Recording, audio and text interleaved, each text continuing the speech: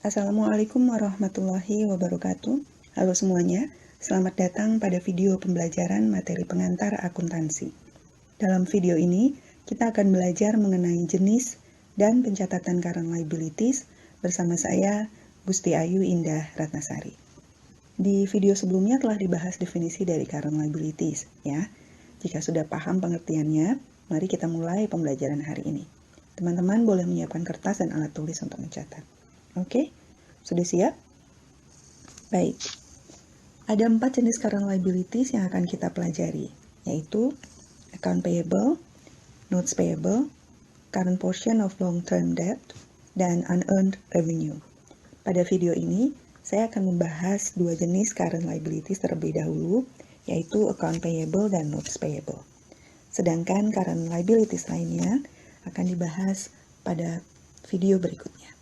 Baik, kita mulai dengan account payable, ya. Ada yang masih ingat apa itu account payable? Mungkin dari materi semester lalu, ya. Account payable adalah liability atau kewajiban yang muncul dari pembelian barang atau jasa secara kredit, ya, atau purchase on account, ya. Jadi barang atau jasa itu dibeli untuk keperluan operasional perusahaan maupun untuk membeli merchandise atau barang dagangan untuk dijual kembali misalnya, secara kredit. Dari total current liabilities di neraca, biasanya porsi account payable ini adalah yang paling besar. Baik, itu tadi account payable. Bagaimana dengan notes payable? Notes payable disebut juga wesel bayar atau utang wesel. Ini merupakan kewajiban yang dibuktikan dengan adanya janji tertulis. Jadi dia berupa janji tertulis untuk membayar sejumlah uang tertentu pada tanggal tertentu, ya. Jumlah dan tanggal tertentu. Jadi dapat dikatakan bahwa hutang ini sifatnya lebih formal dibandingkan dengan hutang usaha biasa.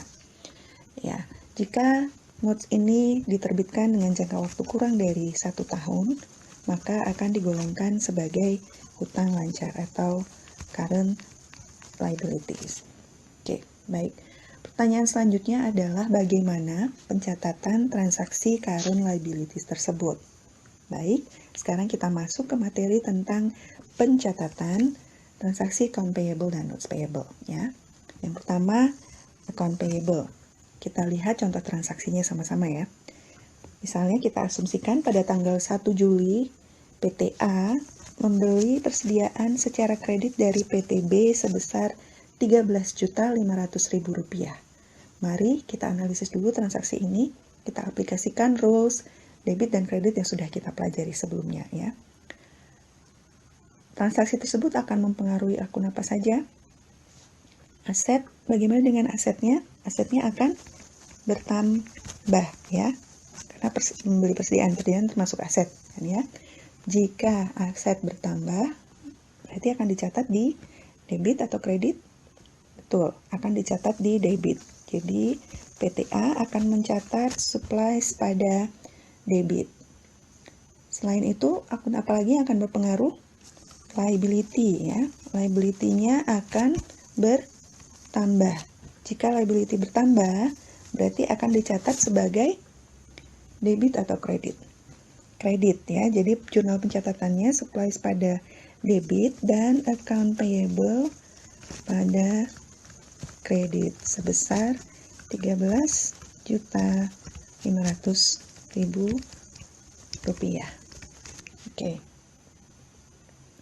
Bagaimana kalau misalnya PT A melakukan pembayaran atas hutang usaha tersebut?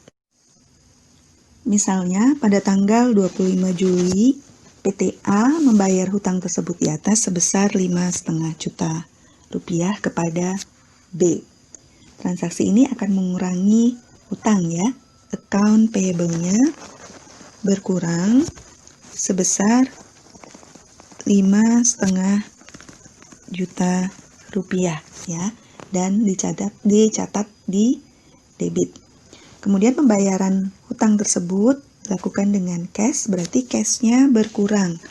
Cash berkurang dicatat di kredit, ya, sebesar Rp5,5 juta. Baik, jadi jurnal pencatatannya seperti ini ya. Sudah jelas ya untuk pencatatan account payable, baik ketika account payable tersebut timbul maupun ketika account payable-nya dilunasi. Baik, jika sudah jelas, kita lanjutkan ke current liability berikutnya, yaitu notes payable. Note payable yang akan kita bahas pada materi ini adalah note yang diterbitkan untuk jangka waktu kurang dari 1 tahun, ya, atau disebut juga short term notes payable. Ya, ada beberapa cara untuk menerbitkan notes payable. Yang pertama, note bisa diterbitkan pada saat perusahaan membeli merchandise atau aset lainnya. Notes juga dapat diterbitkan kepada para kreditor, ya, kreditor atau pemberi pinjaman ya. Diterbitkan ke kreditor untuk memenuhi atau mengganti account payable yang telah terjadi sebelumnya. Kita lihat contoh untuk lebih jelasnya ya. Kita gunakan contoh PTA sebelumnya ya. PTA awalnya memiliki account payable sebesar 13 juta yang sudah dilunasi sebesar 5,5 juta ya. Berarti masih ada kewajiban berupa account payable sebesar 8 juta rupiah ya.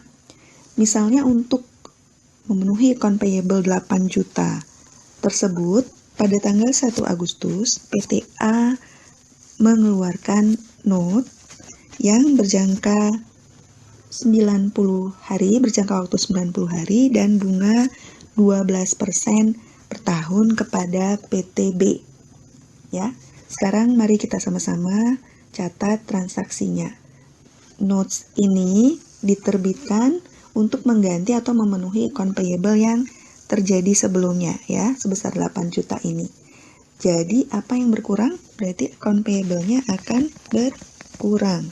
Ya, dicatat pada debit ya. Kreditnya adalah notes payable karena notes ini diterbitkan untuk memenuhi account payable-nya. Jadi notes-nya bertambah sebesar 8 juta rupiah. Ya, jurnalnya seperti itu. Ketika notes itu jatuh tempo, maka akan dilakukan pencatatan pembayaran atas nilai nominal hutang sebesar 8 juta ditambah bunganya. Ya. Jatuh temponya kapan? 90 hari ya tadi ya. 90 hari dari 1 Agustus.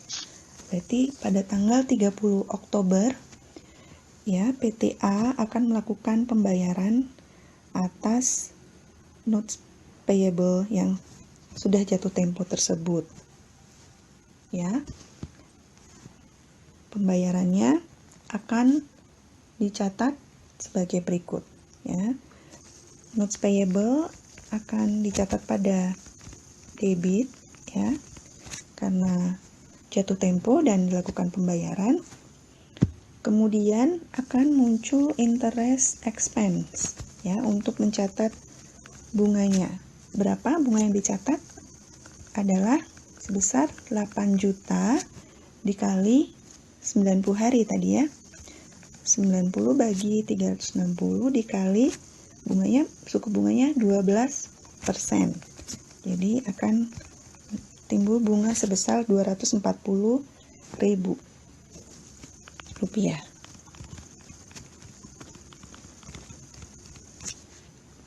Ya.